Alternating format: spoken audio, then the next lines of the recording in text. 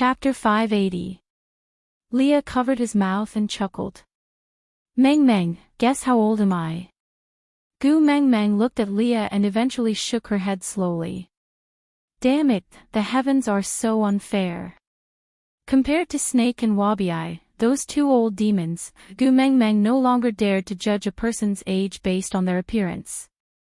Leah moved his shoulder forward and leaned his handsome face in front of Gu Meng Meng. His voice was soft and magnetic as he said slowly, "Do you mind dating a younger brother?" Pfft. Gu Meng Meng looked at Leah in horror. She was 19 this year, and no matter how she thought about it, she felt that if there was a situation of an old cow eating young grass, she should be that young grass, right?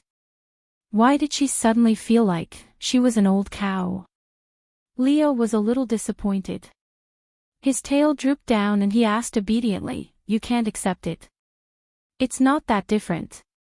Gu Meng Meng patted Lee's shoulder and asked, "Leah, tell me honestly, how old are you this year?" Leah smiled and squinted his eyes. "Call me Daddy Leah and I will tell you." Gu Meng Meng grabbed Lee's ear and pretended to twist it. "If you still want your ear, tell me now." Leah pouted his lips with a wronged expression. 16, crack. Gu Meng Meng felt as if a bolt of lightning had struck her head. She slowly released her grip and looked at Leah with a complicated gaze. How long had she called a fox, who was 3 years younger than her, Daddy Leah? Leah was 16 this year, so wasn't he only 15 when he started dating her? Did this count? Gu Meng Meng's face fell. She felt that she was a wretched and shameless slut.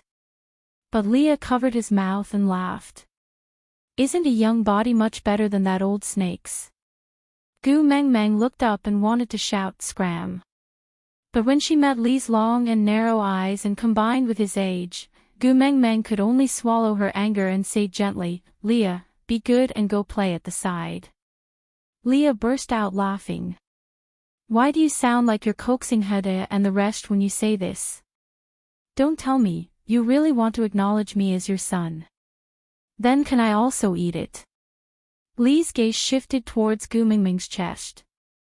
Gu Meng Meng covered her chest with both hands and shouted, "Eat your sister. Little brat, you don't know what's good for you. You're taking advantage of me all day long." Leo laughed even harder. He tilted his head and said, "You don't want to be my mother beast, you want to be my sister. Incest, what a heavy taste. But if you like, I can cooperate." Gu Meng Meng gritted her teeth. "Being your mother is also incest." Leah nodded with a look of realization. He looked at Gu Meng Meng and said, "So you like this kind of style?" Gu Meng Meng really wanted to bite off her own tongue. Elvis said with a cold face, "Don't mess with her anymore, she'll really get anxious later." Leah shrugged his shoulders and said, all right, don't be conflicted. I'm not 16. I'm 21. Gu Meng Meng glanced sideways and asked, "Really?" Leah nodded. Gu Meng Meng then heaved a sigh of relief. She suddenly looked up at Leah in a daze and asked, "So, who is 16? Leah held back his laughter. Elvis's face was as black as the bottom of a pot. Gu Meng Meng turned her neck stiffly and looked at Elvis. "Tell me, you're not 16, please." Elvis cleared his throat and avoided Gu Meng Meng's gaze. "I'm not 16. F*******. Chapter 581. Ever since she knew Elvis's age, Gu Meng Meng could not face him normally. She always looked at Elvis in a daze, but as long as Elvis dared to raise his head to look at her, she would immediately avoid him and become nervous. She was already used to letting Elvis take care of her, but now she was repulsed, such as changing sanitary pads. Elvis was vexed and he found Leah to be an eyesore.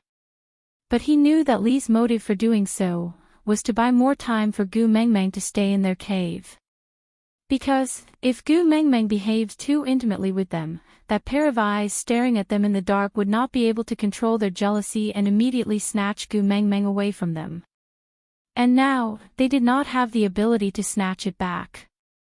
They could only interact once a month, so he could only endure Gu Mingming's awkwardness and control his eyes to not look at her. Then, he used every cell in his body to feel her gaze. A week passed by very quickly.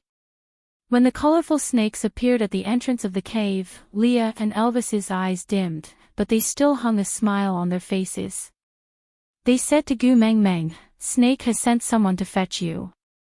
Follow these little snakes and they will bring you back to Snake's cave." Gu Mengmeng nodded her head. Gu Mengmeng knew that she felt awkward after knowing Elvis's age, so she did not have the chance to be intimate with Elvis during the rare time they spent together. He felt a little apologetic, but also a little reluctant. So she endured her awkwardness and walked to Elvis. She hugged him and said, "Elvis, can you send me over? I want to stay with you a little longer." Elvis's body stiffened for a moment before he dared to hug Gu Mengmeng back. "You're not allowed to not love me, no matter the reason." Gu Mengmeng pursed her lips and mumbled, "It's not that I don't love you, it's just that I feel like I've harmed a minor." Elvis bent down and kissed Gu Mengmeng's lips. He gave her a peck on her lips and said, "Orcs are considered adults when they can transform into human form. I have been an adult for 15 years. Gu Mengmeng looked at Elvis in shock, blinking her eyes without saying a word. Becoming an adult at the age of 1. Who the hell are you kidding? Gu Mengmeng thought, what was she doing when she was 1 year old?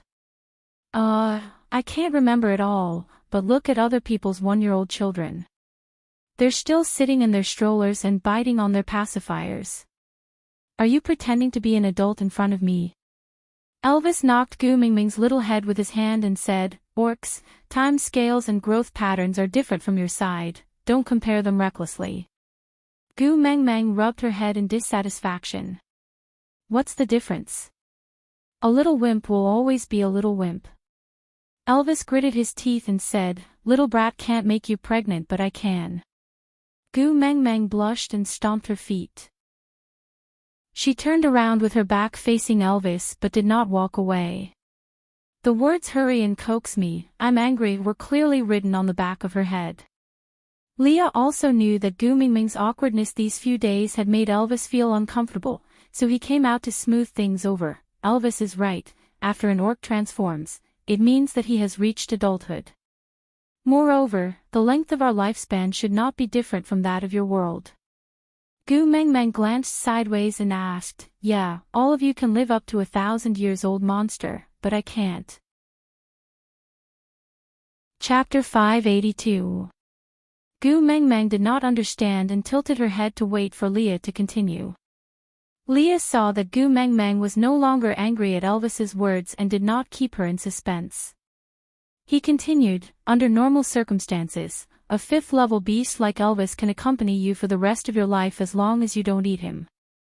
As for a 3rd-level beast like me, even if I don't die in battle or get eaten by you, I can only live for about 30 years. I'm 21 this year and if I take good care of myself, Gu Mengmeng, I can still accompany you for 10 years. Gu Mengmeng was stunned and her expression turned solemn. 10 years, was Li's life already starting to count down? Gu Mengmeng bit her lower lip and asked timidly, "You are lying to me, right? How can there only be a 30-year beast? The people in my world look much weaker than you guys and it's not a problem for them to live to 70 or 80 years old." Leah smiled brightly, as if he did not care about death. He said calmly, "Males who are not accepted by females are equivalent to being eliminated weaklings. There's no need for them to exist. So normally, males who are over 10 years old and have not found a partner will voluntarily join the family of some females to become food reserves. To them, being able to let the females they like survive the harsh winter is the greatest value of their lives." Gu Mengmeng said, "But I have accepted you. Aren't you my beast pet?" Leah chuckled and could not hide the envy in his eyes. He looked at Gu Mingming's exposed collarbone and said, "An acceptance without a mark will not be acknowledged by the beast deity. But it's all right, even if it's only 10 years. I will still protect you well." Hiss hiss hiss, the little snake made a urging sound. Gu Meng Meng wanted to say something, but Leah rubbed her head and said, "Don't pity me so easily. I don't think a 10-year life is as miserable as Snakel's long and unfocused life. Unless you plan to abandon me in these 10 years. Gu Meng Meng shook her head. She had mixed feelings and did not know what to say. Hiss hiss hiss, the colorful little snake raised its upper body and the urging became even more obvious. Leah and Elvis exchanged glances and nodded. He gently turned Gu Mingming's shoulders and pushed her towards the entrance of the cave. If you don't leave now, Snake will never let you come back to stay in the future. But, no buts, Elvis and I will continue to work hard for Hedda and the other two. I will see to the food and try to make it as exquisite as possible for you. If there's anything you want to eat, you can tell the little snakes in the cave. They'll tell me. When she turned back, Leah and Elvis were already standing side by side at the entrance of the cave, watching her leave. Gu Meng Meng hung her head dejectedly and did not say anything else. She just followed the colorful little snake towards Snake's cave. She was still afraid of snakes, so she didn't dare to get too close to them. The little snake seemed to know that she was afraid of them, so as long as she did not leave a certain range, they would not show any dangerous movements. Gu Meng Meng. A female voice sounded in the middle of the journey, blocking Gu Mingming's path. Looking up, Gu Meng Meng squinted her eyes. There was a female standing against the light at a high place. She could not see her face clearly, but her voice sounded familiar. Chapter 583. Who are you? Gu Meng Meng used one hand to block the sunlight and asked with squinted eyes. That female laughed coldly, then pulled the vine in her hand and said, "You can't recognize me, and can't recognize your own sons." Gu Meng Meng could tell that the 3 balls were her sons just by looking at the shadows against the light. Ellie. Gu Meng Meng was very surprised. She should have been able to recognize from the voice, but the female standing in front of her was clearly a complete female and did not have that iconic snake tail. This made her stunned for a moment. Gu Meng Meng wanted to run to Ellie's side, but the colorful little snakes blocked her way. Gu Meng Meng looked at her sons, hardened her heart, and stepped on the pile of snakes. Now, even if it was a landmine blocking her way, she would step on it without hesitation, much less snakes. Ellie's lips curved slightly, turned around and ran. Gu Meng Meng saw that Ellie had run away and was even more anxious. She chased after her without a care for anything else. Sons, her sons. If she let Ellie run away this time, she did not know when she would be able to see her again. Ellie did not run far, and seemed to be intentionally waiting for Gu Meng Meng to chase after her. Every time Gu Meng Meng almost could not catch up, she would slow down and wait for her. She did not run far, but just in a more winding direction. After chasing after her for a few turns, Gu Meng Meng could not tell north from south. Ellie stopped in her tracks and finally turned around to look at Gu Meng Meng. With a disdainful expression, she said with disdain, "You really dared to chase after me alone. You did not learn your lesson after being tricked. How did such a stupid female get chosen by the beast deity to become the messenger of the beast deity?" Gu Meng Meng placed both hands on her knees. She really wanted to say a few tough words to rebuke Ellie, but after coming to the beast world, she was almost in a state where she did not bring her legs out. When Elvis was around, Elvis would carry her. When Elvis was not around, Leah would carry her. When they reached the Snake King Valley, Elvis and Leah were not around, so Snake started to carry her. She seriously lacked training. If not for chasing after her sons, she would not have been able to persist till here. TSK, so useless. You only ran a few steps and you are already panting like this. I really don't know what the mighty Snake King sees in you. Is it just because of this face? Ellie did not seem to be afraid of Gu Meng Meng.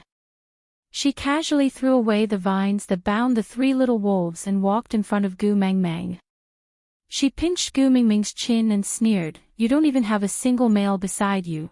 I'd like to see how capable you are as the messenger of the beast deity."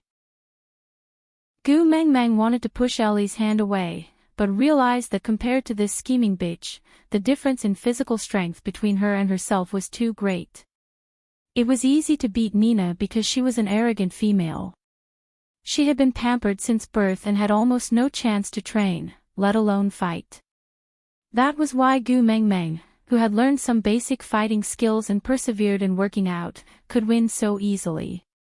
However, Ai Li was different.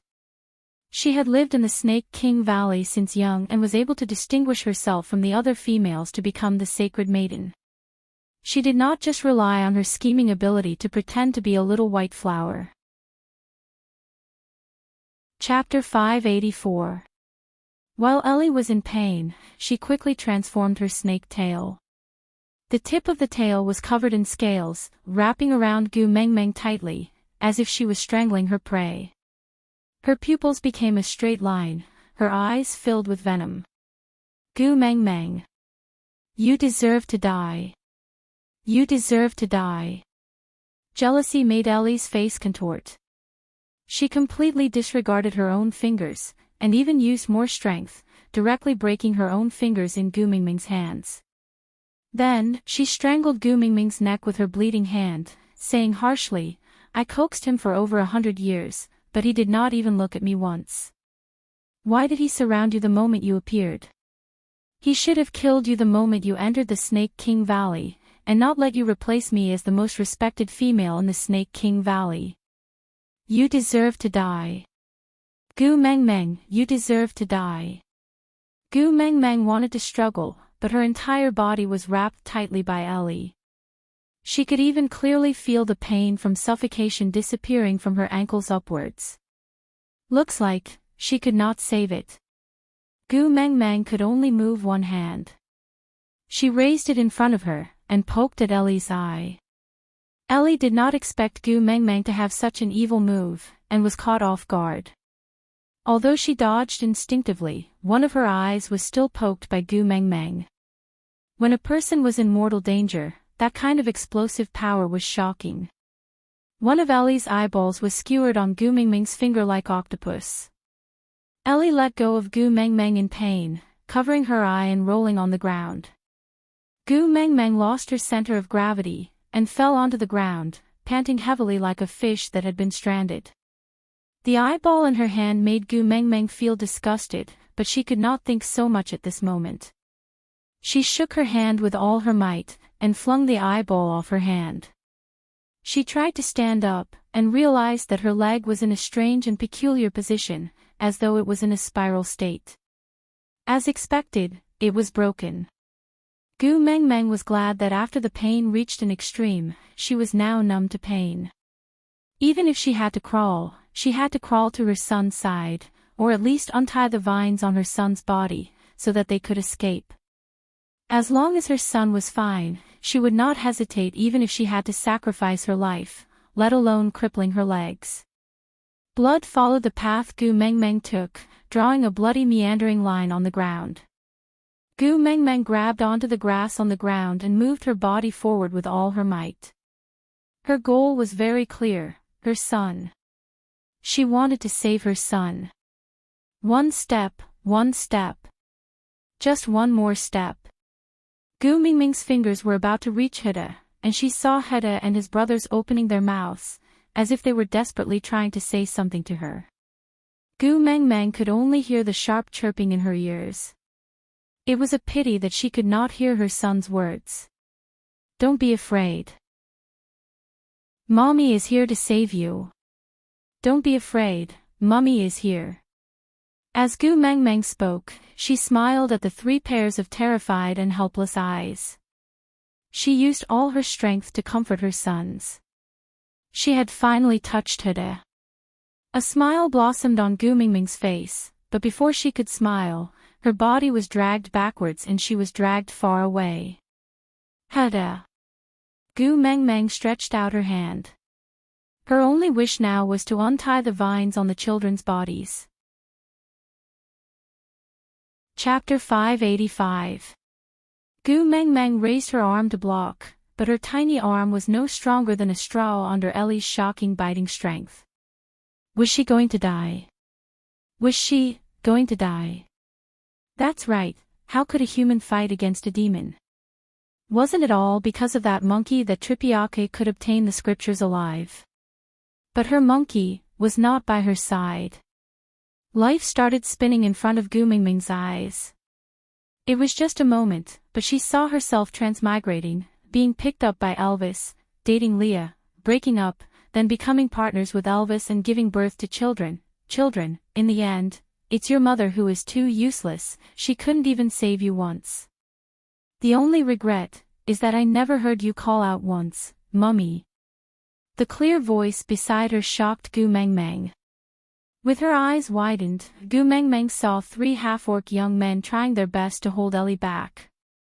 One used his fangs to bite onto Ellie's snake tail, dragging her backwards. One rode on her back, locking her neck and trying his best to twist it backwards, while the last one was biting onto Ellie's throat, not retreating at all even though blood was sprayed all over his face. Just now, who called out to her? Gu Mingming's eyes reddened and she started crying. The pain from her leg being crushed did not even make her cry, but now because of the word mummy, her tears flowed. No more regrets, she had no more regrets. Her sons broke free from the vines and could escape. Before she died, she also heard the word mummy that she yearned for even in her dreams. Gu Mengmeng struggled to sit up to help her sons fight against Ellie, but she saw her suddenly transform into her beast form, instantly becoming thicker and more solid. Her snake scales were hard, the 3 half-orcs who had just evolved could not bite through her scales. The 3 sons were flung away, their mouths full of blood. Ellie's eyes seemed to be red, she opened her mouth wide and charged towards Hedda and his brothers, looking as if she wanted to swallow them whole. No! Gu Mengmeng screamed her lungs out, she wanted to rush over to her son's side to protect them, but her leg bones were crushed into pieces, she could not even move a single step. Ellie's body suddenly froze, and she was in a trance for a moment. Gu Mengmeng thought that her screams had worked, so she hurriedly continued, Ellie, don't you hate me? Am I not the one who deserves to die? Come at me. I'm right here, come over. Ellie shook her body and exposed her head. He looked extremely terrifying as he looked at Gu Mengmeng with a malevolent expression, his gaze vicious and twisted. He wanted to save you, he actually used his identity as the Snake King to save you. I am his clansman. I am his saintess. I am the one who has guarded him for over 100 years. Can't you go against your innate nature? Why not? He. I'm going to resist for him to see. I want him to remember me, even if he hates me. With that, Ellie charged towards Gu Mengmeng without a care in the world. Gu Mengmeng could clearly see that with every inch Ellie moved forward, a few scales would fall off her body. By the time she reached Gu Mengmeng, she had already turned into a skinless, bloody worm. All of this happened in the blink of an eye. Ah!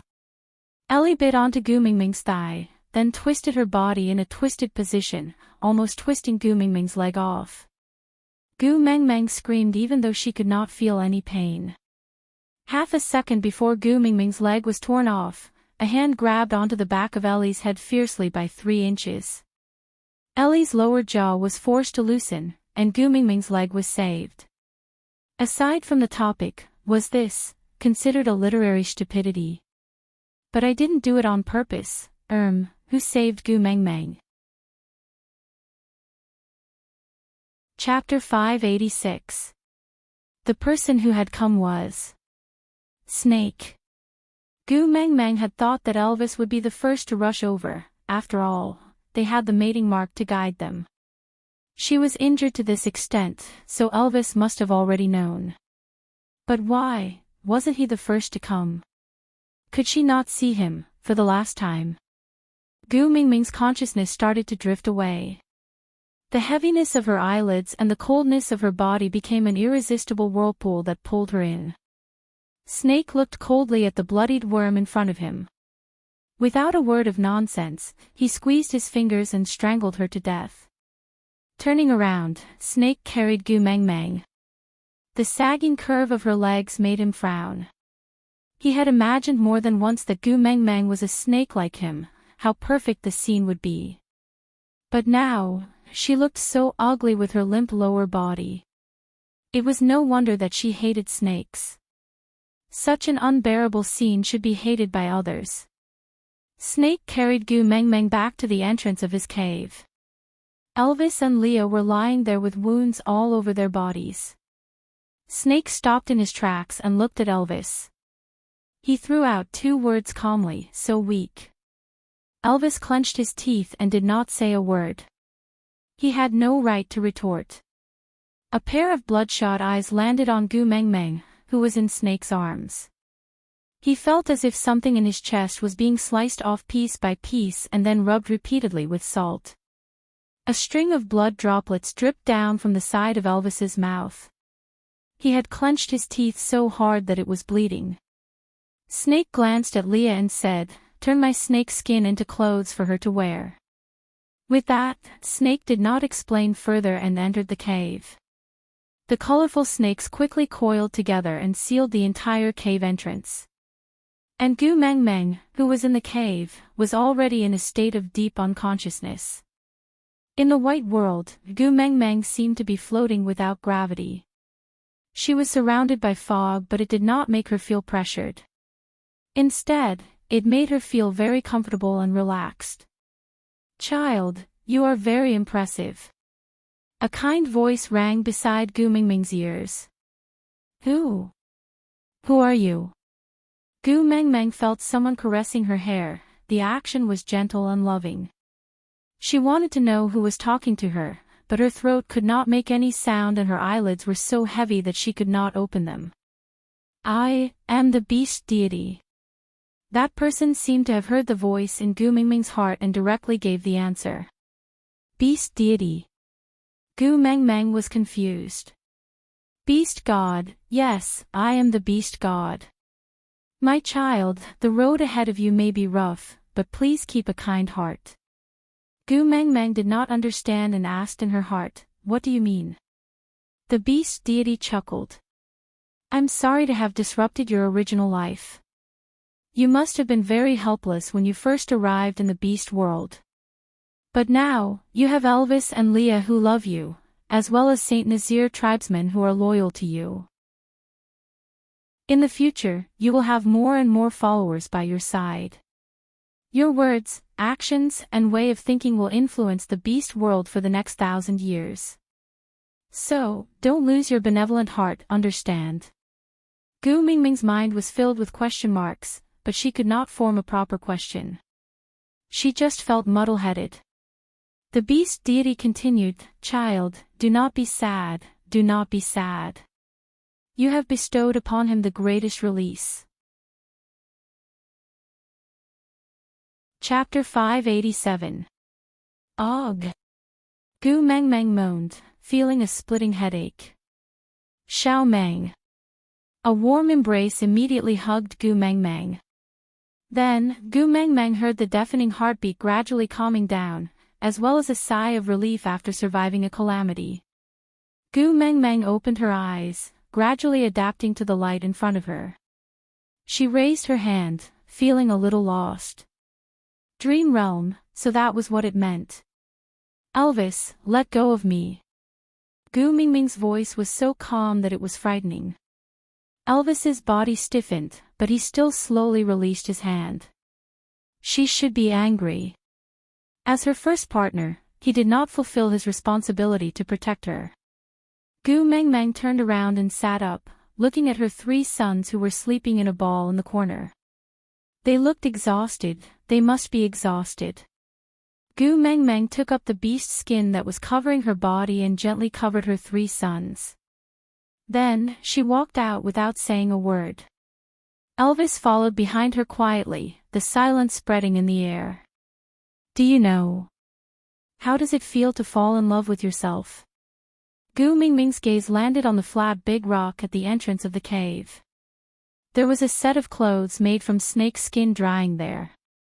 Elvis did not say a word, he just quietly stared at the dark green snake behind Gu Mingming's neck, baring its fangs. Gu Mengmeng sat on the rock, staring at the set of clothes made from snake skin in a daze. The person who would reach out his hand and call her Tu Meng had now turned into a set of clothes. I thought I was just an interesting existence in his long life.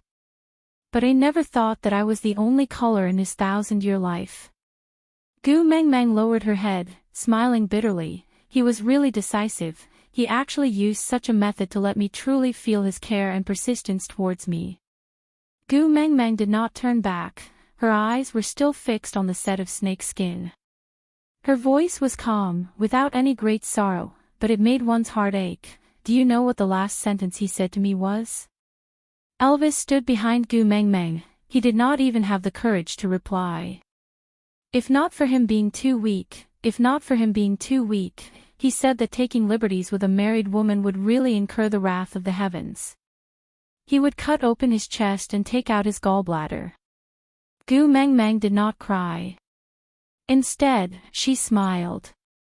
Then, he told me thank you, he said, thank you for letting me live. He died for me, and now he's thanking me for letting him live. What kind of twisted logic is this? But now, I can't even blame him. Gu Mengmeng clutched her chest tightly and said, what should I do? I actually felt his love for me so deeply, but we had only been together for a mere month. In this 1 month, I never thought that his feelings towards me were love. I am Gu Mengmeng, I feel that I should feel guilty and cry. But Snake had passed all of his memories to me. In his memories, this last month was far more blissful than that long 1,000 years. His senses told me that as long as I lived, he was happy. So I wanted to laugh again. Now, I can't even tell if I am Gu Mengmeng or Snake. Am I a human or a snake? Should I cry or laugh? Elvis went forward and gently hugged Gu Mengmeng in his arms, saying deeply, I'm sorry, I couldn't protect you. I was too weak. Digression. Chapter 588. Gu Mengmeng wanted to lift her arms to hug Elvis back, but she felt her wrists were so heavy that she could not lift them. Sighing, Gu Mengmeng said, Elvis, let go of me. I want to wear the clothes Snake left for me. Elvis slowly let go, feeling a pain as if a layer of skin had been peeled off from his chest. Gu Mengmeng had always been protective of her privacy and only changed her clothes in the cave. Most of the time, even he had to avoid her. But this time, she actually stood in an empty space and took off the beast skin she was originally wearing. Then, she carefully put on the clothes made from snake skin. Gu Mengmeng tilted her head and asked, does it look good? Elvis nodded and said, Xiao Meng looks good no matter what you wear. Gu Mengmeng wanted to smile but realized that she could not. She sat back on the rock and squinted her eyes at the sun. Where's Leah? I haven't seen him since I woke up. Elvis said, he has some debts to settle. Gu Mengmeng asked, Cole? Elvis remained silent and did not say a word. Gu Mengmeng said, even if Cole broke his tail, he is still a 5th-level beast. Just Leah alone cannot defeat him. With that, Gu Mengmeng looked into the distance and said, go find Leah for me. Tell him that I am waiting for him and ask him to come back. Elvis followed Gu Mengmeng's gaze and saw a rustle in the bushes. If one did not look carefully, they would think that it was just the rustling of grass in the wind. But a 5th-level beast's eyes were extremely good. He saw traces of colorful snakes in the bushes. You. Elvis was confused. Gu Mengmeng lowered her head and did not look at Elvis's eyes. She just gently touched the back of her neck and said, sorry, I promised that I would only leave your mark on my body. But. Elvis said, Xiao Meng, Snake is the strongest among the kings. I did not have any objections to you mating with him. Gu Mengmeng shook her head and said, Snake did not mate with me. This mark is a protection mark, not a mating mark. Elvis frowned and asked, protection mark? Gu Meng Meng nodded her head almost imperceptibly and said, I was killed by Ellie and my bones were all broken into pieces. Even if I was saved, I would be half paralyzed and probably won't be able to stand up again. Moreover, Ellie's final bite was a self-inflicted poison.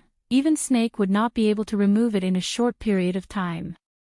So, he used the simplest and most violent way to solve this problem.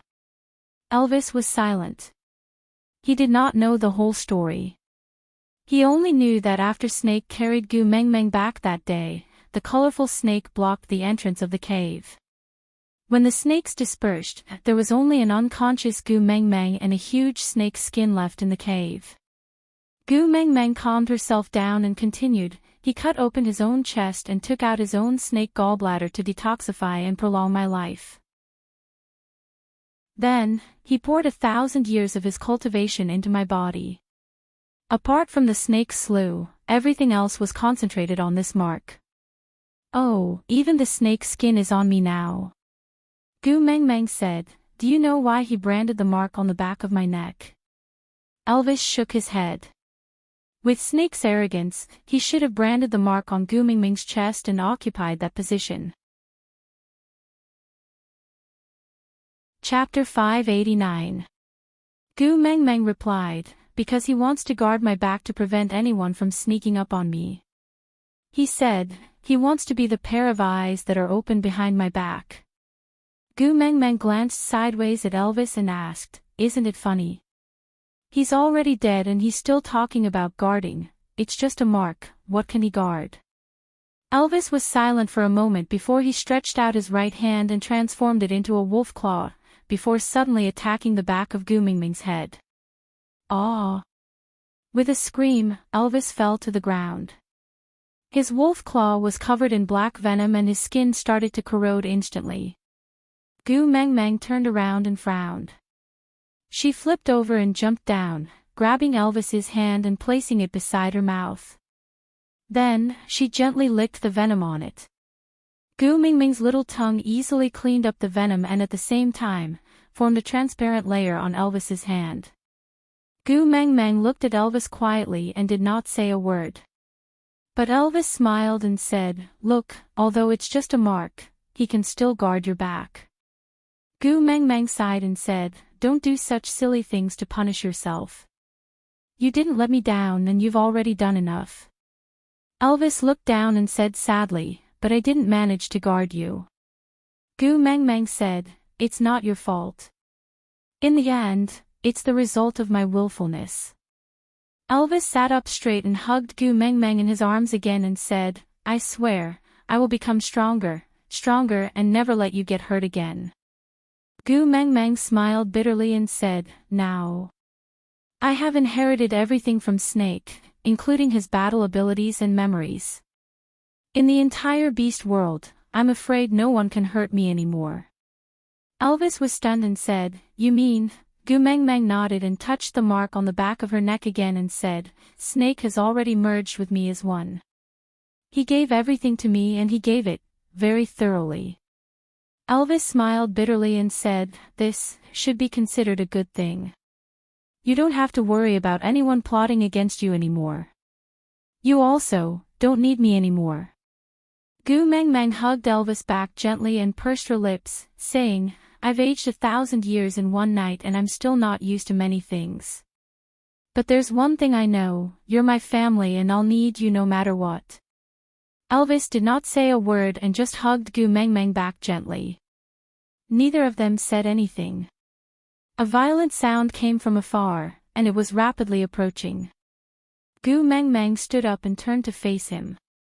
A huge python appeared in front of Gu Meng Meng, its head that was as big as a train's engine stuck at the tip of Gu Meng Meng's nose. If it was in the past, she would have screamed, but now, she just looked up calmly and said, Didn't I tell you before, I hate snakes, I hate shit, I hate snakes that look like shit. With that, Gu Meng Meng slapped the snake's head and the head, which was as big as a train, was slammed onto the ground with a loud bang, embedding about half a meter into the ground. Wabi transformed back into his human form and stood up. He rubbed his chin and pointed at Gu Mengmeng's nose. "Snake, I want to challenge you." Gu Mengmeng narrowed her eyes and sneered, "You can't beat me." Wabi's eyes were red. He seemed to be suppressing his emotions as he roared, "I don't care, I just want to challenge you. I want to defeat you and replace you as the master of the Snake King Valley." Gu Mengmeng nodded and said, "All right, you're the master of the Snake King Valley now. Aside from the topic, I've unlocked Gu Mengmeng's golden finger that all of you wanted." She now had all of Snake's powers, the powers of the only beast king in the beast world. She didn't need to rely on mating to protect herself. She could stare to death with just a stare, but, I want to know, are you happy after unlocking this heaven-defying golden finger that all of you have been dreaming of? Chapter 590. Wabi roared, "I don't need your charity. I want to snatch it myself." With that, Wabi attacked Gu Mengmeng. Gu Mengmeng just turned her body slightly and stepped on Wabi's back, causing him to lie flat on the ground. She looked down at Wabi from above and said coldly, "You are so annoying." Wabi's eyes turned red, but not because of anger. He rolled and transformed into a giant python to attack Gu Mengmeng again. Elvis wanted to join the battle but was stopped by Gu Mengmeng with a hand gesture. Gu Mengmeng tilted her head and looked at Elvis, saying, "This is what Snake owes him. I should repay him. Don't interfere." With that, Wabi's poisonous fangs were right in front of Gu Mengmeng. That gaping mouth had already enveloped Gu Mengmeng. One bite and Gu Mengmeng would be swallowed into his stomach. Then, the next second, the giant python landed on the ground with a thud, accompanied by a cloud of dust. The entire world was shaking and everything became a blur. Wabi was like a lifeless noodle being squashed flat on the ground. Elvis was not spared either as he was pressed flat on the ground, unable to move. Gu Mengmeng took a deep breath and retracted her beast pressure. She walked in front of Wabi and kicked him, saying, "So weak." Wabi slowly transformed back into human form but did not stand up. He just sat cross-legged on the ground and lowered his head, murmuring, "Thank you." Gu Mengmeng kept her ice-cold expression and also sat cross-legged beside Wabi, saying, "I have already found my son. Tomorrow, I will leave." Although Snake has never cared about this Snake King Valley, but this place was formed because of him after all. I don't wish for the Snake King Valley to collapse just like that. You can defend this place, right? Wabi glanced sideways and met Gu Mengmeng's eyes. He immediately lowered his head and stared at his own shadow. This was the only way he could continue imagining that the person he was fighting with just now and the person sitting beside him talking to him was Snake. "Since I did not win you, this Snake King Valley is still yours. If you want to defend it, you can defend it yourself. If you don't. Gu Mengmeng patted Wabi's shoulder. "Snake actually cares a lot about you." Wabi stiffened his neck and turned to the other side, not looking at Gu Mengmeng. "Mind my ass. He only thinks about his own release and doesn't think about what I should do. I've lived for 800 years, and I've fought with him for 800 years. He was my only goal and role model. Now that he's gone, where should I go with my life?" Gu Mengmeng sighed softly. She also knew that Wabi did not really want the Snake King Valley. He was just like Snake, too lonely. The duel became a strange way for them to care and communicate with each other. Even though Snake was the one who one-sidedly crushed Wabi every time, Snake had never killed him. Moreover, in the long 1,000 years without Gu Mengmeng, if there was anything that Snake could look forward to, it would probably be Wabi's frequent challenges. Gu Mengmeng remained silent for a moment before saying, "Sorry." Wabi harumphed but did not reply. Gu Mengmeng felt that some things had to be clarified, so she said, "I know, you and Ellie, but Snake killed Ellie because of me. I'm very happy that you appeared today. At least the people he cares about did not all die because of me. Chapter 591. Perhaps she was affected by Snake's memories, but Gu Mengmeng found it hard to stir up too many emotions. As for Ellie, Gu Mengmeng did not wish to talk much about it. She just continued asking Wabi, "Are you really not willing to stay in the Snake King Valley?" Wabi's expression dimmed.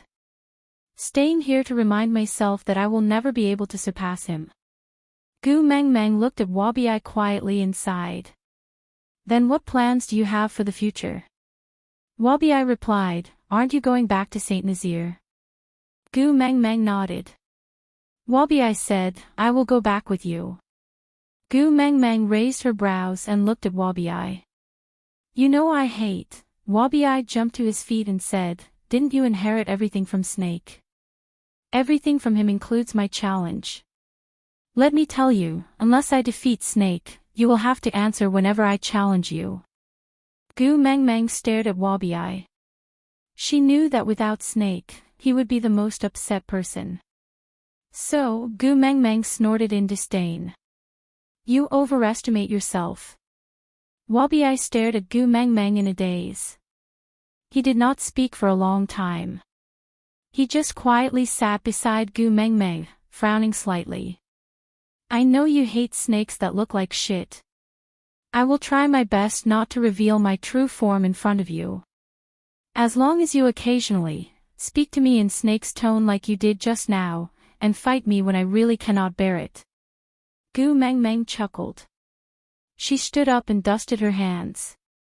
Then, she slapped Wabi's back, sending him flying. She raised her head. So annoying.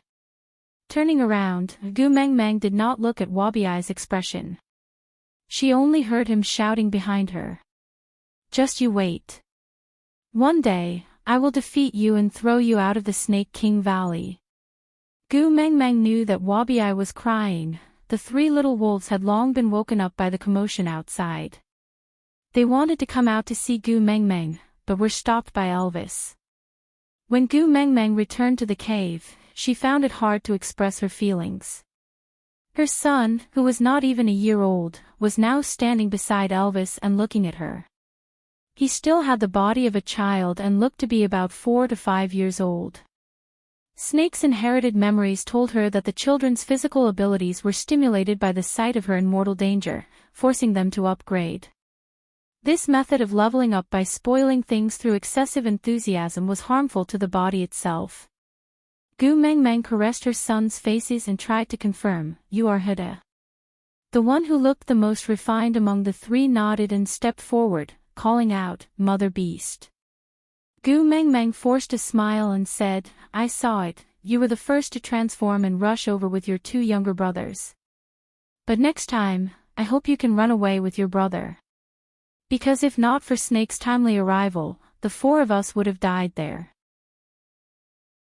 In such a situation where there's a great disparity in strength between us and the enemy, it's wiser to protect as many as you can, understand? Heda shook his head and said, "We are males, we have to protect the females in our family. If I can't even save my own mother, I might as well just die."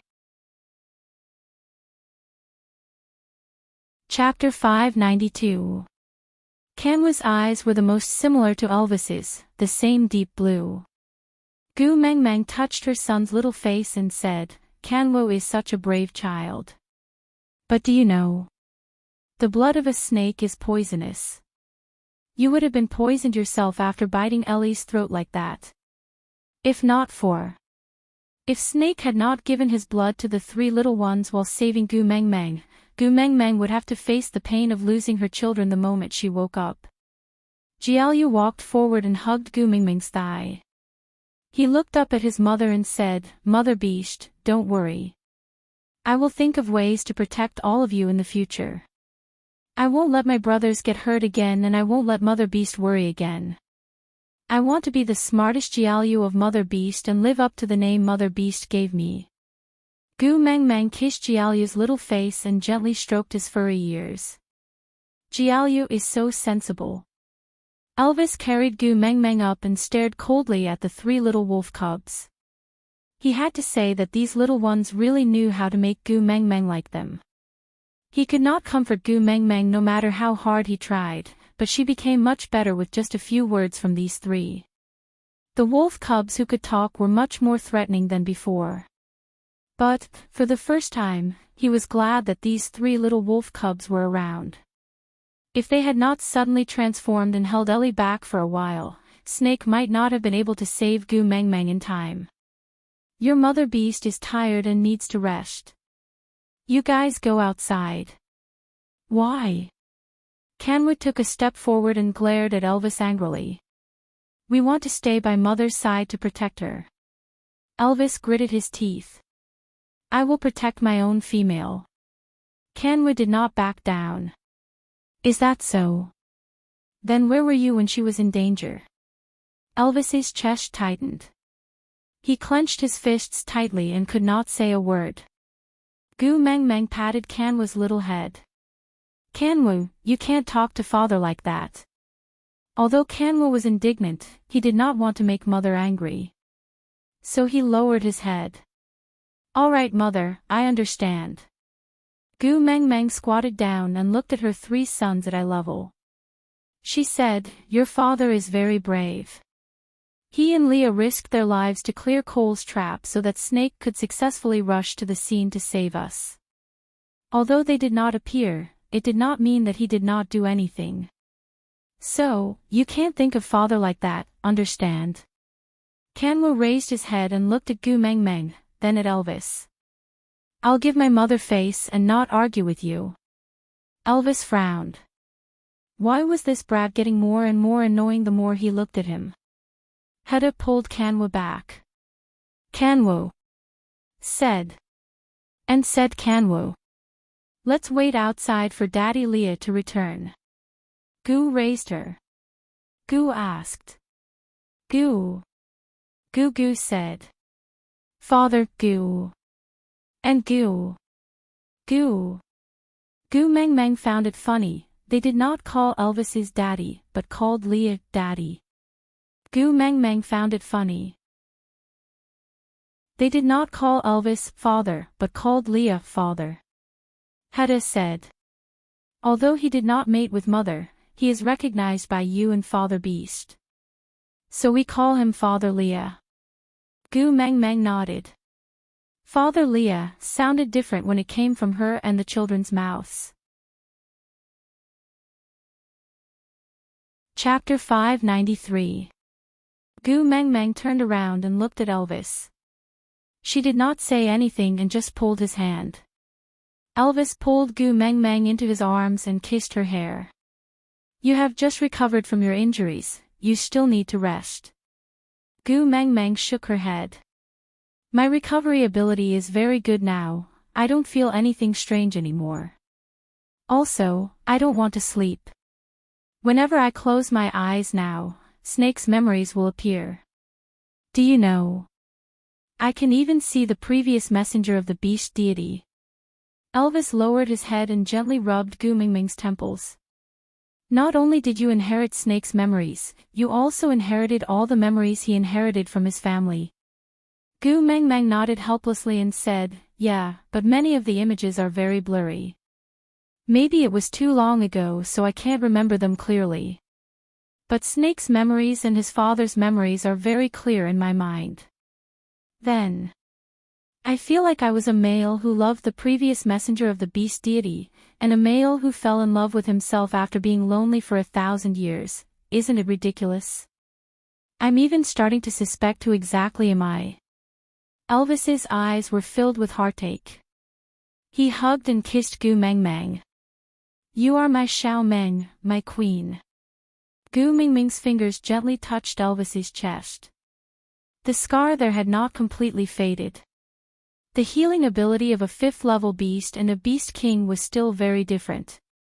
Does it still hurt? Gu Meng Meng asked. Elvis held Gu Meng Meng's hand that was rubbing the scar on his chest and shifted it to the left. Yes. Gu Meng Meng felt the heartbeat vibrating from her fingertips. She looked up and met Elvis's deep blue eyes. Pursing her lips, she said, I don't want to lie to you and say that I'm fine. After experiencing that nightmare, I woke up 1,000 years older. I am very confused and uneasy. I don't know how to face the fact that Snake sacrificed his life for me. But I promise, I will slowly get better. Be it for you, for our sons, for Leah and the tribe, or for Snake. Elvis held Gu Mingming's hand and nodded. I know you will get better. You will definitely get better. Gu Meng Meng did not reply Elvis. She just looked up at the entrance of the cave. Now, her hearing was extremely good. Leah is back, Gu Meng Meng said. Elvis asked, you have something to tell him? Gu Meng Meng nodded and glanced sideways at Elvis, saying, I know I promised to only have you as my partner in this lifetime, but I now understand how persistent a male can be when he is in love. Snake had only known me for less than a month, but Leah had already been by my side for half a year. If you blame me. Elvis chuckled and did not let her continue. He just kissed her hair lightly and said, I will never blame you. No matter what you do, I will support you. Whatever you want, I will find it for you. Gu Meng Meng nodded, deliberating whether she should say sorry or thank you. After hesitating for a long while, Gu Meng Meng said, Hubby, I love you. Elvis curled his lips and said, I know. Besides, I love you too. With that, Elvis let go of Gu Meng Meng and left the cave after taking a deep look at her. Chapter 594. Leah was taken aback. Elvis had already brought the 3 children and walked far away. But Leah could not lift his feet to step into the cave. Congratulate me. Gu Meng Meng almost died and he did not manage to catch coal. Elvis brought his child away and congratulated him before he left. Gu Meng Meng was waiting for him in the cave. Congratulations for what? It was self-evident. But he did not dare to take that step forward. Afraid, how could he not be afraid? What if he was wrong again? What if it was an empty joy again? What if? Gu Meng Meng said that she did not want him again. The wisest man in the beast world, how ironic was this title now? What could he plan? He could not even protect the female he loved.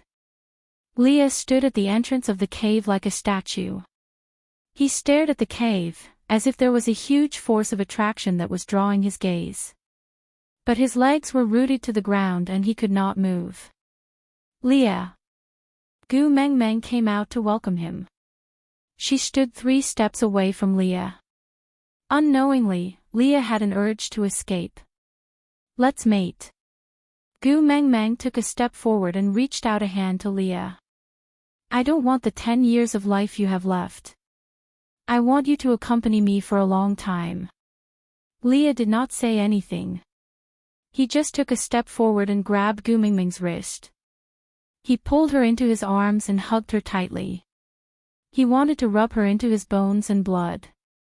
Gu Meng Meng could clearly hear that Li's breathing was trembling. Every cell in his body was boiling.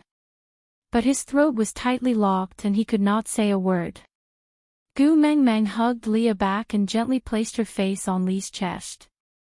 She said, I did not understand in the past how decisive a male can be when he falls in love with a female. If I had known earlier, I would not have believed the nonsense about you and Nina. In the end, I did not trust you enough. But because of this reason, I tortured you for so long. I'm sorry, I was wrong. Leah shook his head and kissed Gu Mingming's lips.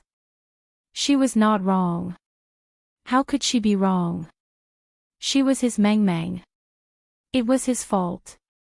It was his fault for thinking that everything was under control. It was his fault for putting her on the scale. It was his fault for not protecting her properly and letting go of her hand for so many inexplicable things. Torture. What kind of torture was that? She had never been able to harden her heart to him, so that he would not collapse in despair. All the pain was his own fault. But she had been kind enough to hold his hand again and again in the abyss of despair. What did she do wrong? Why should he apologize? Leah carried Gu Mengmeng horizontally and strode into the cave. Leah placed Gu Mengmeng down gently on a beast's skin beside the fire. He flipped over and ran his fingers across Gu Mengmeng's little face, tidying the stray hair on her face. Mengmeng, is it really you? Gu Mengmeng held Li's hand and placed it on her cheek. Her eyes reflected the light from the fire, bringing with it some warmth. In this world, who else dares to snatch my man? Leah smiled to hide the glint in his eyes. It's useless even if you snatch, you can't. Gu Mengmeng wrapped her arms around Li's neck. She pursed her lips and continued, I inherited all of Snake's abilities and am now a little poisonous person. If I mate with you, it might cost you your life, so I can only use another method to mate. Do you mind? Leah kissed Gu Mengmeng's lips deeply. He said in a hoarse voice, I don't mind being a beast pet for a lifetime. What else would I mind? Digression, there are 2 versions here.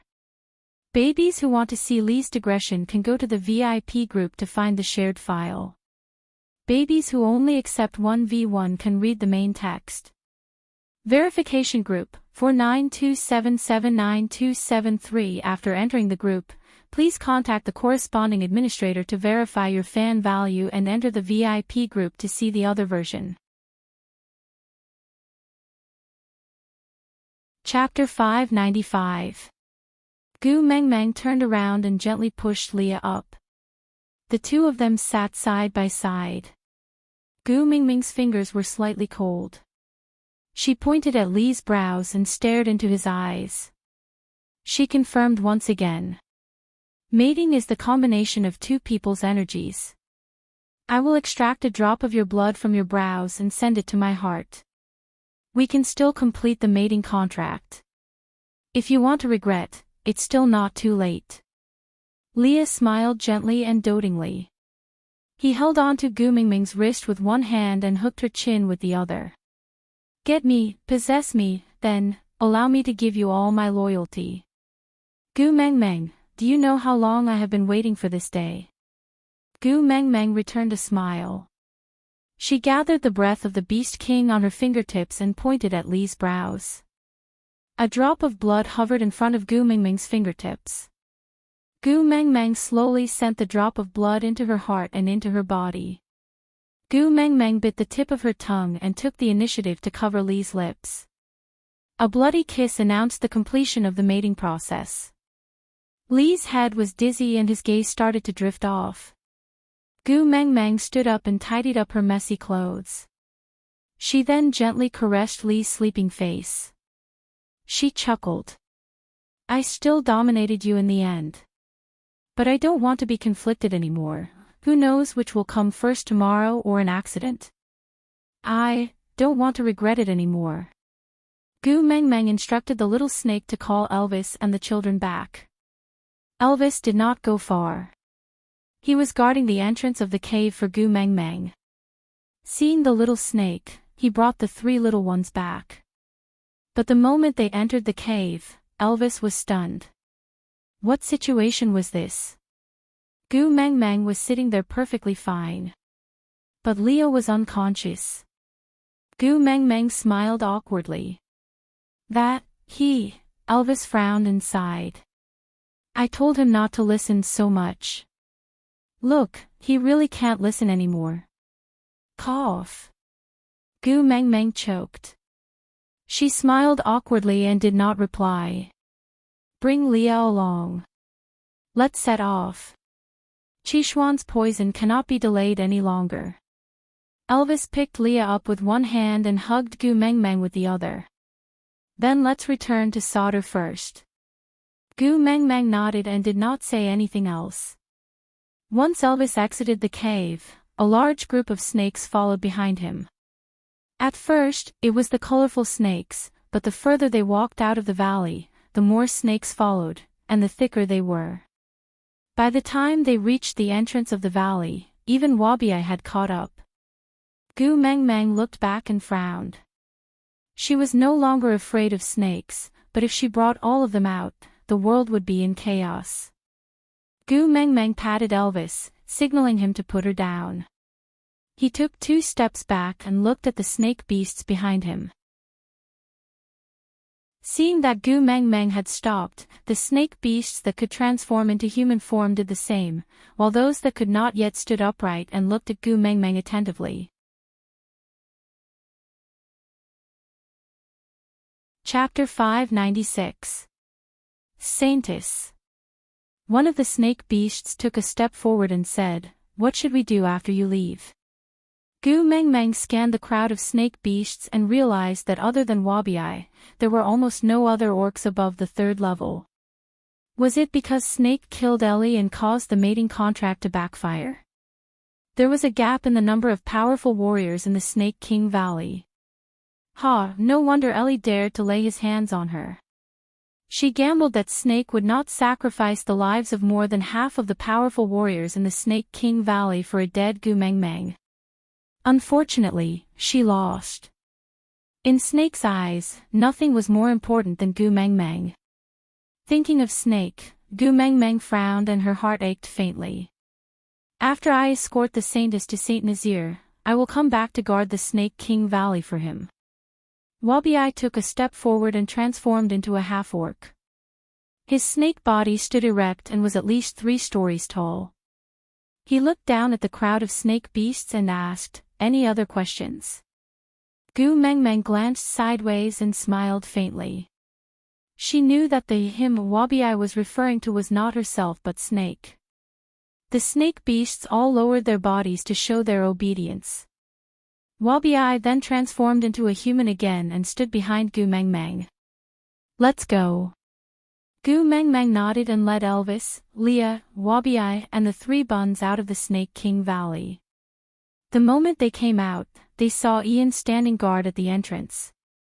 He was already sick but now he looked even more haggard. Gu Meng Meng walked forward and bit her finger.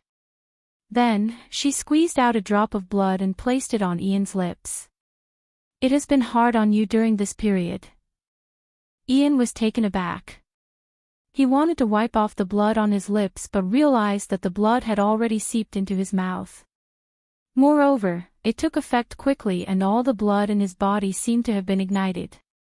That boiling feeling was painful but also a form of release. The feeling of being unable to use any strength for a month was gradually disappearing. She neutralized the poison in him. Gu Meng Meng knew that Ian had many doubts but she did not want to explain. She just said, "Let's go to Sauter first. I will tell you the rest slowly." Ian didn't say a word and just followed behind Gu Meng Meng silently. He was wary and hostile towards Wabi-Ai. Wabi-Ai could not be bothered with him. A mere 3rd-level bird, if Snake had not instructed him to keep it alive, it would have long become a dish in his stomach.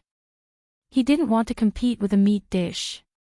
Gu Meng Meng's current physique was much better than before, so the group traveled much faster than before. That night, Leo woke up. Rubbing his head, the first thing he did when he opened his eyes was to look for Gu Meng Meng. Turning his head, he realized that she was sitting beside the fire in a daze. Lee's gaze subconsciously softened. He propped himself up and sat beside Gu Meng Meng, wrapping his large tail around Gu Meng Meng's waist and calling out softly, "Meng Meng." Gu Meng Meng glanced sideways at Leah. After regaining her senses, she smiled and said, "You're awake." Lee's hand gently caressed Gu Meng Meng's little face. His gaze landed on her left ear and he smiled in an extremely gentle manner. There was a snow-white fox lying on Gu Meng Meng's ear. Its head was on the earlobe and its face was facing upwards. It looked as if it was running towards Gu Meng Meng's ear along the earlobe. Its large furry tail occupied the outer part of Gu Meng Meng's ear. It looked like an exquisite earring and was very lifelike. "So, that wasn't a dream.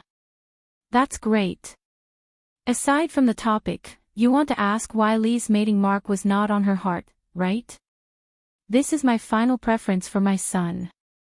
If Lee's mark was on her heart, what would Elvis do?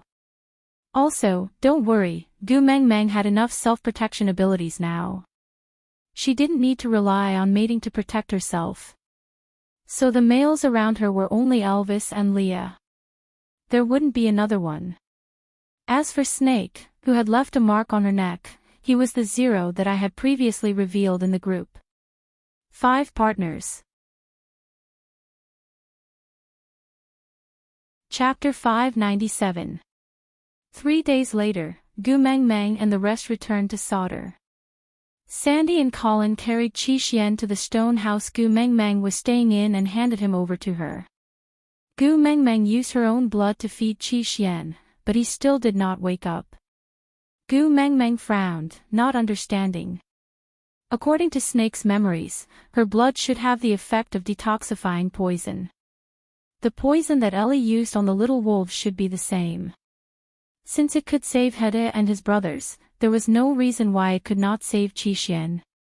Dylan knew that Gu Meng Meng had returned and rushed over immediately.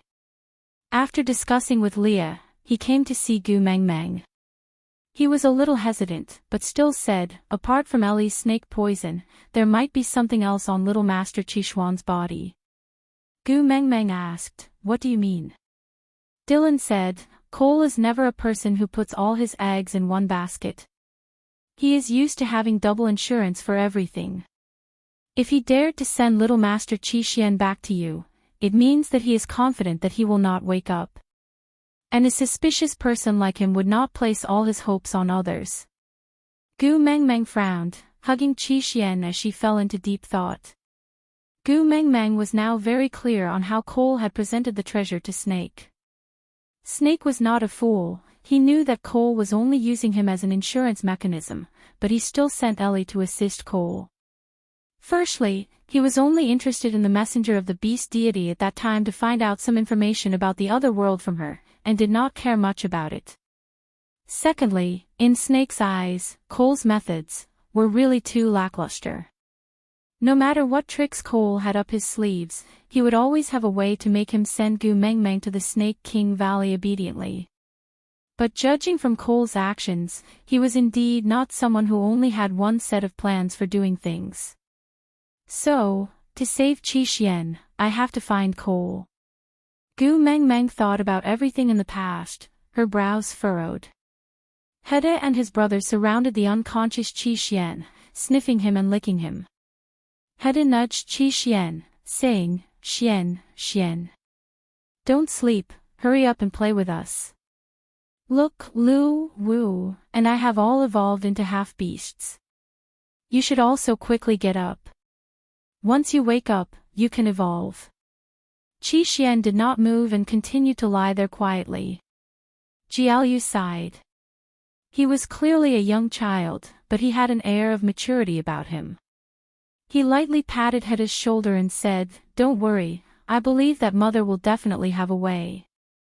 Kanwu ran down from the bed to Gu Meng Meng's side. He looked up at her and said, "Mummy, how can we wake Qi Xian up? You are the great messenger of the beast deity, you must know, right?" Gu Meng Meng squatted down and gently caressed her son's little face. Looking at his clear and expectant eyes, Gu Meng Meng still shook her head. "Mummy also doesn't know how to wake Qi Xian up, but Mummy will definitely do my best. Believe in Mummy, all right?" Kanwu nodded heavily and said, "I believe in Mother." Gu Meng Meng smiled. When her gaze met Qishuan's, she frowned again. Chapter 598. Gu Meng Meng was stunned for a moment before her eyes suddenly lit up. She hugged Kanwu and kissed him. "You are indeed my son. So smart." Kanwu was bewildered by the kiss and blushed for a while. She pretended to be calm and said, Of course." With that, Kanwu ran back to Hede and the rest and surrounded Qi Xian, trying to wake him up. Gu Meng Meng asked Leah to send Dylan off, before walking into another room and lying on the bed. Elvis accompanied her over. Seeing that she was lying down, he asked, "Do you want to sleep for a while? I'll wake you up when Leia is done with dinner." Gu Meng Meng shook her head. "When I was unconscious, I dreamed of the beast deity." Elvis frowned and said, "Is there a deviation in your behavior?" "Which part?" Elvis's nervousness stemmed from the analysis Leia had given him. The beast deity had pointed out and corrected the messengers' deviations in their actions in the dream realm. If the messengers did not make any changes or make amends to reverse their mistakes, they might very well anger the beast deity and be punished. He was extremely afraid of that punishment, because no matter what it was, he could not let Gu Meng Meng get hurt. So, if there was any deviation in Gu Meng Meng's actions, even if she asked him to dig Snake up and die in his place, he would definitely do it. Gu Meng Meng patted Elvis's arm lightly, signaling him not to be nervous. Then, she said calmly, "He is not here to warn me, but to greet me. He also told me to maintain a kind heart." Elvis looked at Gu Meng Meng doubtfully and asked, "Are you sure? Did you miss anything?" Gu Meng Meng shook her head and said, "I won't. You also know that after I inherited Snake's ability, my memory became especially good." Elvis thought about it and felt slightly more at ease. He held Gu Meng Meng's little hand and asked, "So you want to look for the beast deity in your dreams again and ask for advice on how to save Qi Xian?" Gu Meng Meng nodded. Elvis was a little dejected. He sighed and said, "I used to think that I could do anything, but why do I always feel helpless now?" "Dream. How good would it be if I could follow you into the dream?" Gu Meng Meng chuckled. "Hubby, you have already done very well." Gu Meng Meng knew that Elvis's confidence had been destroyed by Snake until there was nothing left. Especially after Ellie's suicide attack, Elvis had been shrouded in a sense of helplessness. Unfortunately, at this moment, there was a fox on her ear. Gu Meng Meng felt apologetic and guilty towards Elvis, but she did not know how to comfort him. "Forget it, I'll deal with my son first." Gu Meng Meng allowed Elvis to hold her hand. She then slowly closed her eyes and said, "Hubby, I feel very relieved that you can stay by my side and accompany me." Elvis slowly bent down and planted a kiss on Gu Meng Meng's forehead. "I will always be by your side." Gu Meng Meng nodded. The sunlight shone through the window gently onto Gu Meng Meng's face. It was warm and comfortable. Elvis's warmth could be felt from her palm, full of support. Gu Meng Meng gradually fell asleep in a very peaceful environment. Her faith supported her to find that white fog no matter what. Gu Meng Meng's brows were tightly furrowed as she fell asleep. Chapter 599. Gradually, Gu Meng Meng's vision was filled with a blurry and hazy whiteness. Gu Meng Meng tried shouting, "Beast deity! Beast deity!" There was no reply, not even an echo. It was dead silent and lifeless. Gu Meng Meng groped her way deeper into the fog, but other than the white fog, she could not see anything else. "Beast deity! Beast deity!" Gu Meng Meng continued shouting, but still received no reply. Gu Meng Meng frowned. Did she walk into the wrong door, or was the beast deity not at home? Just as she was feeling suspicious, a cold hug enveloped Gu Meng Meng from behind. Gu Meng Meng was taken aback and instinctively released her beast pressure, but the person behind her was not overwhelmed by it. Instead, he chuckled and said, Not bad. You know how to use the weapon I left for you to protect yourself." Gu Meng Meng was taken aback and her whole body froze, unable to move. "Tu Meng." With that, a hand reached out from behind Gu Meng Meng, palm facing up, in front of Gu Meng Meng. Gu Meng Meng raised her trembling hand and clenched it into a fist, slowly placing her little hand on that palm. Was it magical? Just by hearing the voice and looking at that hand, Gu Meng Meng could actually recognize who was hugging her. "Snake. Is that you?" Gu Meng Meng did not turn back, only asking softly. The large hand closed gently, firmly holding Gu Mingming's little hand in his palm. Then, with a light pull, Gu Mengmeng spun half around, standing face to face with the person behind her. Looking up, Gu Mengmeng saw that familiar devil-like face. His dark green eyes were shining with a cold light, but Gu Mengmeng did not feel afraid anymore. That natural aura and arrogant stance only made Gu Mengmeng feel at ease. She took the initiative to jump into Snake's arms, and the tears that Gu Mengmeng had been holding in since she woke up finally fell. Snake was taken aback. He held Gu Mingming's little chin and asked, "You were already ugly, but you look even uglier when you cry." "I will cry, I will be ugly. If you don't like it, don't look." Gu Mengmeng was a little willful, deliberately crying even louder and uglier. Snake's gaze was gentle as he caressed Gu Mingming's little face and said, "I like you no matter how ugly you are. You know, you're the only color in my eyes." Hearing Snake's words, Gu Mengmeng stopped crying. She sniffled and lowered her head to avoid Snake's gaze. She said softly, "Liking me is probably the most unfortunate thing in your life. This is the first time in 1,000 years that I've met with misfortune. In the end, I lost my life. You shouldn't have saved me in the first place. Just let me fall from the sky and die." Snake pinched Gu Mingming's little face and said, "Meeting you is not something unlucky. The beast deity pitied me for being shackled for 1,000 years and sent you to save me. It's just that. I can't bear to force 1,000 years of loneliness on you." Gu Mengmeng looked up and said, "Then why don't you discuss with the beast deity and come back? I'll return everything to you. Will you come back?" Snake chuckled and said, "Yes, I can't go back. But the beast deity promised me that as compensation, he would let me find you in another world." Gu Mengmeng sniffled and asked, "What do you mean?" Snake cupped Gu Mingming's little face and bent down to accommodate her height. He looked straight into her eyes and answered, "I will go to your world and find you before you transmigrate. Then I'll enjoy you all to myself." Digression: this can be considered a preview. At the end of this article, I will release a digression saying that Snake was reborn into the era that Gu Mengmeng was in. Then, as a modern person, he wooed the pre-transmigrated Gu Mengmeng and made her stay in the modern world. From a timeline perspective, this matter is not valid. Because if Snake had stopped Gu Mengmeng from transmigrating, then he would not have gotten to know Gu Mengmeng and would not have been reborn. But, yeah, let's just treat it as the concept of a parallel universe. Snake is a character that makes my heart ache. I will tell everyone without hesitation that in the entire article, Snake is the one who makes my heart ache the most.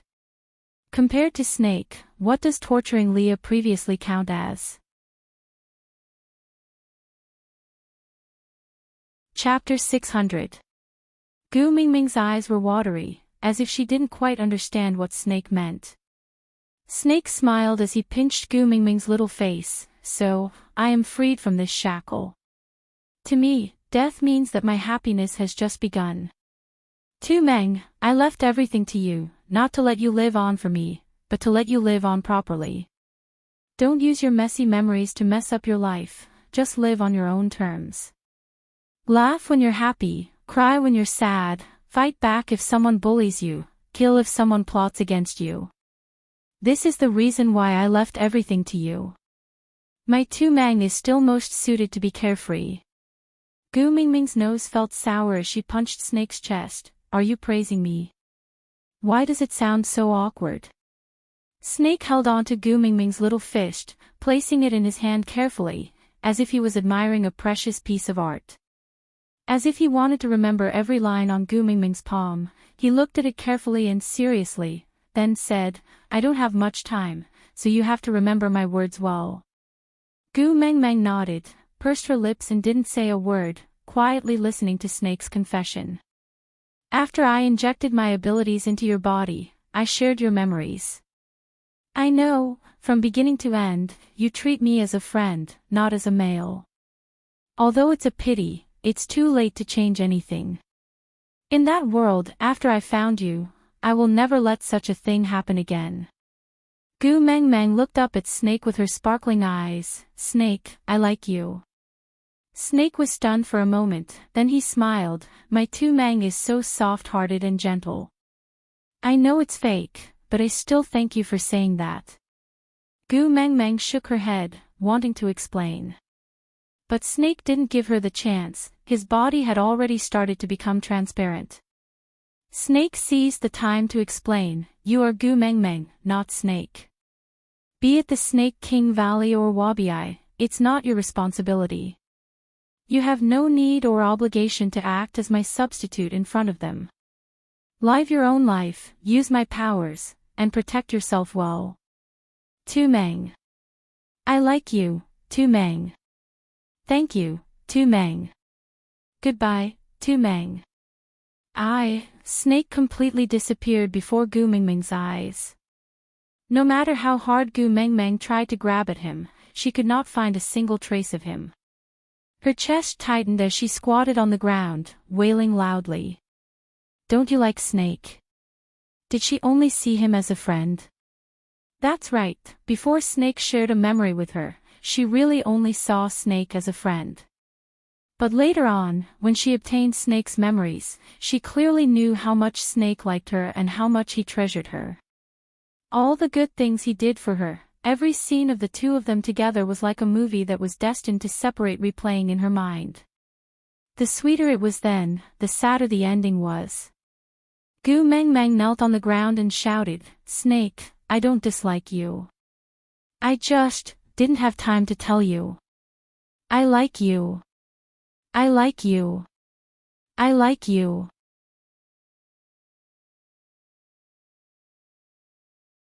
Chapter 601. I'm here. Where is he going to find me? Gu Meng Meng roared. That person was still very gentle and said with a loving voice, he will go to your original world to find you before you transmigrated. He will be happy, so don't cry, alright? Gu Meng Meng wiped her tears and finally saw the person in front of her clearly. He did not have a white beard or hair and looked to be in his 30s. But his eyes were as tolerant and calm as the ocean. It was a kind of wisdom and an indescribable love. You are the beast deity? Gu Meng Meng asked. The man nodded and said, yes, it's my first time meeting you, my daughter. Gu Meng Meng blushed and burped. She sniffled and asked, you know I was spouting nonsense in the beast world. The man chuckled and said, how is it nonsense? If you are willing to be my daughter, then you are my daughter. I don't mind. Gu Meng Meng sniffled and tilted her head. I mind. The man did not insist and said, I know you came to find me because of Qishuan's matter. But I can't help you. Gu Meng Meng was stunned for a moment before she immediately knelt down and hugged the man's arm. Father, you are my biological father. You have to save your grandson. The man did not know whether to laugh or cry at Gu Meng Meng's reaction. He gently rubbed her little head and said, it's not that I don't want to save him, but the people of the beast world have their ways. If I forcefully interfere, it will only make things worse. All I can do is to guide him. Gu Meng Meng looked up and said, can you speak like a human? I don't understand. The beast deity was silent for a moment before he sat cross-legged beside Gu Meng Meng and said, you inherited Snake's memories, so you should know about the previous messenger of the beast deity.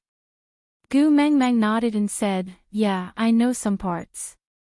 It probably started after she found Snake's father. I don't know what happened before that. The beast deity still looked like he wanted to smile but did not. He strangely exuded the light of a deity who loved the world. Gu Meng Meng sat beside him and felt like she was about to convert to Buddha. The previous messenger of the beast deity is called Wang Xiaoxin. In your world, she is the honorary advisor of the Book of Changes Association. The reason I chose her back then was because she had a deep understanding of metaphysics. And her mission is to bring faith to the beast world. Gu Mengmeng digested the beast deity's words. Actually, before this living beast deity appeared in front of her, Gu Mengmeng was an absolute atheist. She never believed in gods or Buddhas. Otherwise, why didn't the gods and Buddhas show up to help her when she was suffering all those years ago? She thought that she was a kind person and had never done anything evil, but she was going to be abandoned by her parents and live a life of hunger and cold. But now, there was a living god sitting in front of her, surrounded by a halo, sitting cross-legged in front of her, chatting and explaining to her in a down-to-earth manner. This made Gu Mengmeng start to waver. Could she still say that there was no god in this world? Then who the F***ck was sitting in front of him? But even though she was shaken, the so-called metaphysics was just a scam in her heart. An honorary advisor of the Book of Changes Association. He's just a film that says what people say and what ghosts say.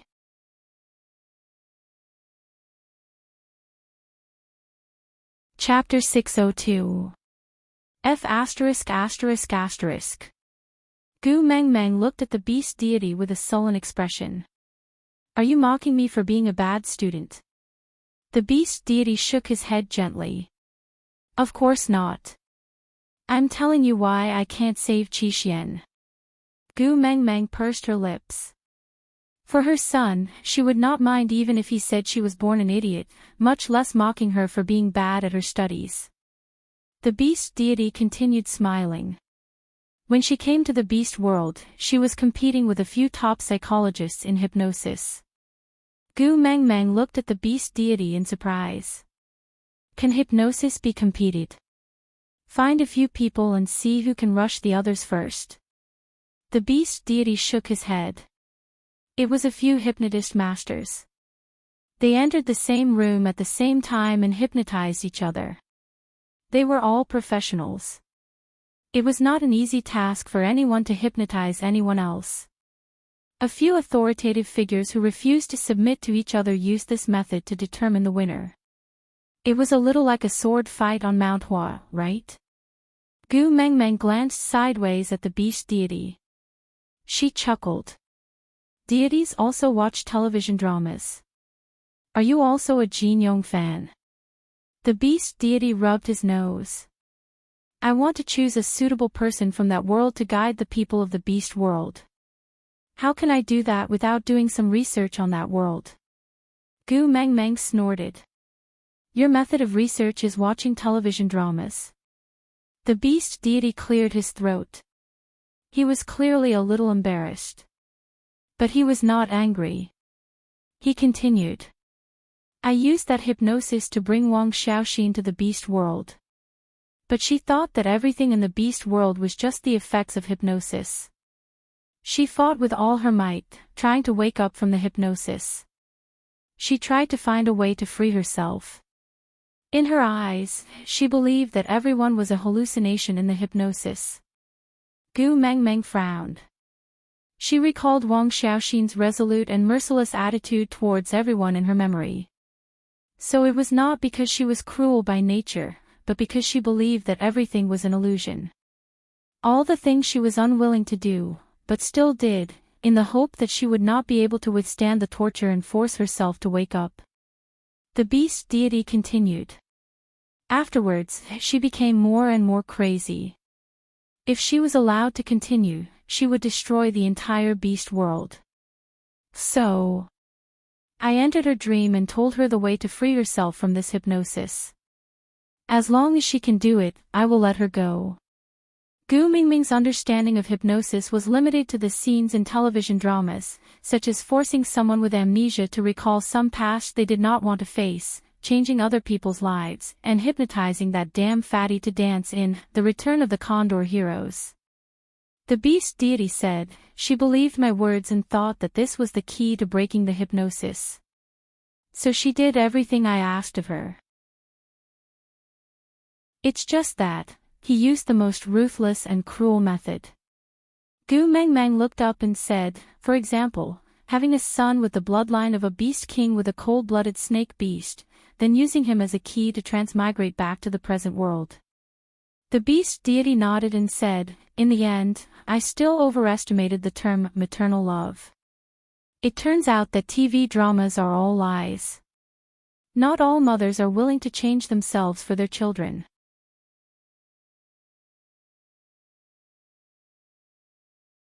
Chapter 603.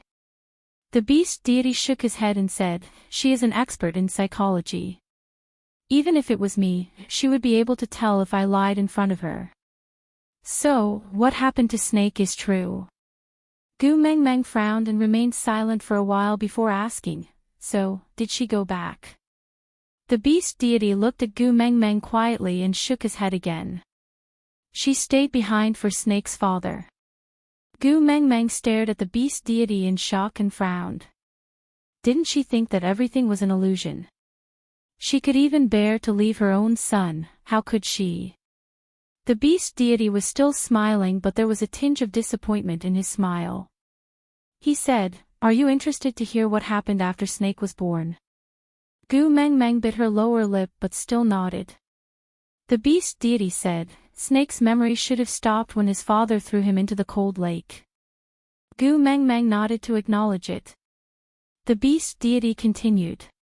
His father threw the snake egg into the cold lake in front of Wang Xiaoxin and told her that he was different from other males. He would not let her leave him just to grieve in silence because of her desire. He said that since Wang Xiaoxin had provoked him, she could forget about shaking him off for the rest of her life. If Wang Xiaoxin wants to go back, she can either bring him along or kill him. Gu Mengmeng lowered her eyes and remained silent for a moment. She thought of the black wolf at home. He had said something similar. "If this is a dream, please kill me before I wake up. Don't let me face a world without you alone. That is more torturous than death." The beast deity paused for a moment and did not continue. He just looked at Gu Mengmeng, who seemed to be deep in thought, as if giving her time to slowly recall. After a long while, Gu Mengmeng finally opened her mouth and said, since she was sure that everything was a hallucination after the hypnosis, then once she wakes up, Snake's father will definitely disappear.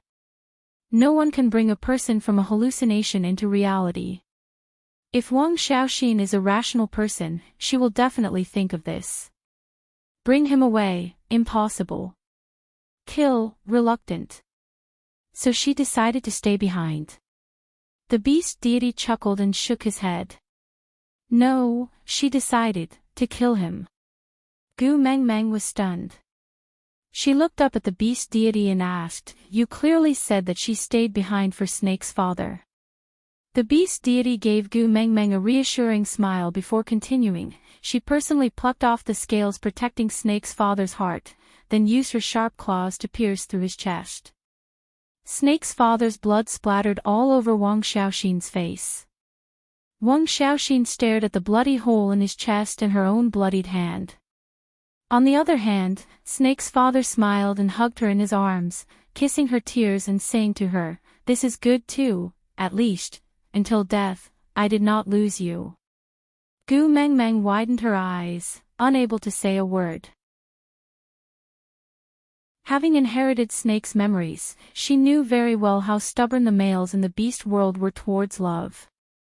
Compared to death, they were more afraid of their beloved females being harmed. Back then, when Barit and Quinton knelt on the platform of the deity's punishment, they would rather be dried and skinned than move, because they were afraid that the person in their hearts would be punished. Later on, it was the same for Snake. Although Ellie's last bite was the poison from her suicide, Snake actually had a way to neutralize it. Aside from the topic, today's update was over.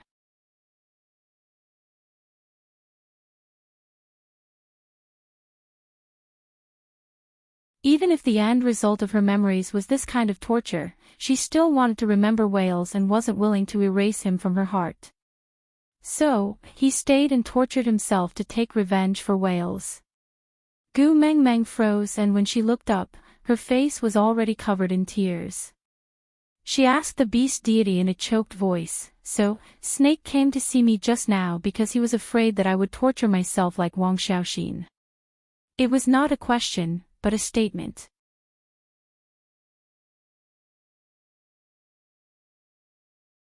Chapter 605. The beast deity gently wiped away the tears on Gu Mingming's face and said, "Since you understand his painstaking efforts, all the more you should pull yourself together. He will not be at ease if you cry like this." Gu Mengmeng slapped the beast deity's hand away and roared, "Then return him to me. Aren't you the beast deity? You should be able to bring the dead back to life, right?" The beast deity sighed and said, "Do you still not understand? I can't just interfere with the matters of the beast world." Gu Mengmeng said, "I don't understand." The beast deity said, "If I had not interfered back then and told Wang Xiaoxin that the beast king who is related by blood could become her key to transmigrating back, then the things that happened later would not have happened. She would still have met whales and given birth to snake, but she would not have pierced whale's chest with her claws. Perhaps she would have loved her child like those mothers in television dramas and willingly stayed behind to become a better guide. In these 1,000 years, I have been reflecting on this matter, but I still could not help but interfere with the matters of the beast world a few times. In the end, all the matters that I interfered with did not develop in the direction that I had hoped for, and the ending became increasingly bleak. This made me finally understand that everything in this world has its own trajectory. Destroying the original trajectory will not change things for the better and will only lead to destruction." Gu Mengmeng stared coldly at the beast deity and said, "So you are just a damn television watcher. Everyone in the beast world is a serial on the television. Other than watching, you can't turn off anything else, right? You won't care whether others live or die or how tragic their lives are, right?" The beast deity hesitated for a moment before nodding. Gu Mengmeng said, "Then what kind of god are you?" The beast deity was still smiling gently and said, "If a god has to solve every suffering, then what should a god do when he encounters suffering? All I can do is to guide him." Gu Mengmeng stood up immediately and said, "What the hell did you guide him about? You just guided Wang Xiaoxin to kill her husband and son and finally torture herself to death." The beast deity lowered his head and said, "Wang Xiaoxin brought faith to the beast world and you brought hope to the beast world." Gu Mengmeng roared, "Hope my ass. I'm F** king in despair myself. Who else can I give hope to? My son is unconscious now, and I don't know if he's dead or alive. I don't need him to recover immediately. Just tell me if there's a way to save him. But you're not even willing to tell me a way, and you're still talking to me about hope." The beast deity looked up and accepted Gu Mingming's rebuke with a calm expression. He waited for her to finish her sentence like a machine gun before he said softly, "I can tell you how to wake Qi Xian up, but it will only result in him living a life worse than death. It may even implicate more people you care about.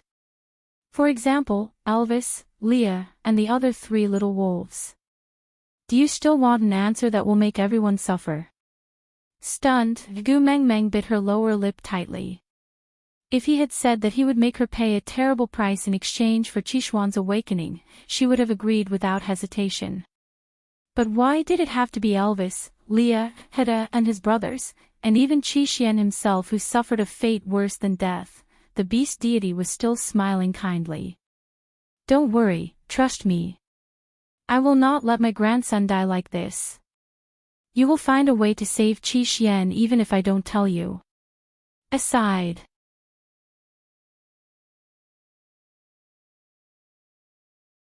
Chapter 606. Gu Mengmeng was stunned. She even forgot about her tears as she stared at the beast deity. "Really?" The beast deity nodded. "Deities cannot lie. I can guide you, but I cannot give you an answer. As long as you have a benevolent heart, you will definitely find a way to save Qi Xian. Moreover, don't you have 2 males by your side who are willing to risk their lives for you? They will not bear to let you be so upset." Gu Mengmeng was skeptical. "Then, how long will Qi Xian be unconscious for?" The beast deity shook his head. I don't know either. It all depends on how hard you work." Gu Mengmeng clenched her fists. "I wonder what level the mighty beast deity is at. Can you take a beating from me, who has the strength of a beast king? The beast deity was taken aback. He suddenly laughed. This is a dream. Your beast king powers cannot be used here. Moreover, I am just an illusion. You cannot hit me. Gu Mengmeng raised her brows.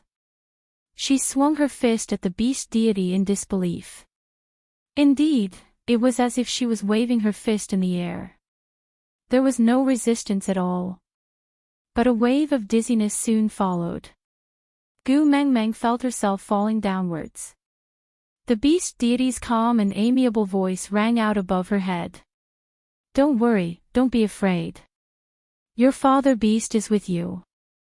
I am with you. Gu Mengmeng sat up with a loud roar. Her eyes were bloodshot and looked frighteningly hideous. Mengmeng. Leah gently tugged at Gu Mengmeng's little hand. His face was full of worry. Are you, all right? Gu Mengmeng looked at Leah, then at Elvis, who was standing by the bed with a face full of worry. She was stunned for a long while before she regained her senses. Closing her eyes, Gu Mengmeng leaned her head against Lee's chest. One of her hands was held by Leah. She used the other to gently massage her temples. I am fine. I just had a dream. Leah stood up and knelt behind Gu Mengmeng. Then, he gently rubbed Gu Mengmeng's temples with both hands. Elvis sat in Lee's seat and held Gu Mengmeng's hand, saying, You slept for 2.5 days, crying and screaming, and woke up shouting, Damn you, and you still say you're fine. Gu Mengmeng clenched her teeth and said, It's nothing, I am just going to see the beast deity. This old thing actually used official language to brush me off. Leah stopped rubbing Gu Mengmeng's temples and asked hesitantly, Did he do anything bad to you? Gu Mengmeng lowered her head and did not say a word, her face gloomy. Leah bit his lower lip and said, Is our family going to have another new male? Gu Mengmeng was taken aback. She looked up at Leah with a face full of question marks. There was a tinge of jealousy in Lee's long and narrow eyes. He said with some resentment, In your dream, you cried and said that you liked him and asked the beast deity to return him to you. You cried so loudly. Tell me, which male did the beast deity show you in your dream to make you fall in love with him so much after one night of sleep? I will help you find him. Gu Mengmeng's expression darkened. She lowered her head and kept silent for a long time before saying, I saw Snake in my dream. He came to bid farewell to me. Elvis and Leah were also stunned at the mention of Snake. That person, even if they could really become a beast king in the future, they would never have the chance to win him. They would forever be the weaklings who would be intimidated by a single glance from him and be unable to stand up.